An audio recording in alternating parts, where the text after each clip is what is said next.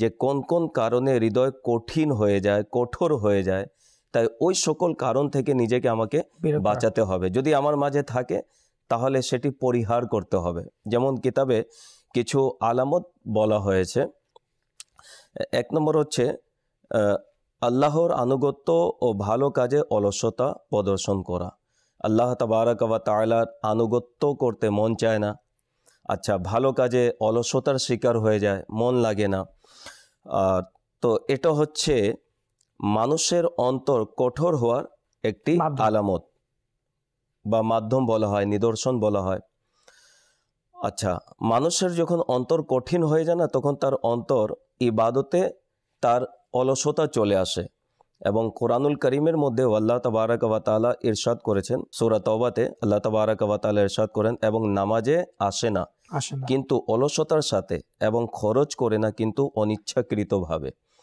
নামাজ পড়ে, বেনামাজি নয়, নামাজ পড়ে কিন্তু নামাজে আসে না, এটাও অন্তর কঠোরতার আলামত বলা হয়েছে, যে তার হৃদয় কঠোর হয়ে গেছে, ইবাদতের ব্যাপারে সে অলসতার শিকার হচ্ছে। অন্য একটি আয়াতে আল্লাহ তাবারাক ওয়া তাআলা ইরশাদ করেছেন সূরা নিসার মধ্যে 142 নম্বর আয়াতে, আর যখন নামাজে দাঁড়ায় তখন মন ভোলা অবস্থায় মানুষকে দেখায় মাত্র।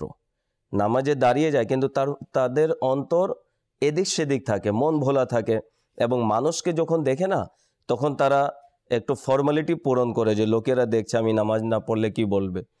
তো বিদায় তাদের এটি অন্তর কঠোরতা আলামত বলা হয়েছে। দ্বিতীয় হচ্ছে আল্লাহ তাবার যখন কারো অন্তর কঠোর হয়ে যায় তখন আল্লাহ তাআলার আয়াত ও উপদেশ শুনে অন্তর প্রভাবিত হয় না।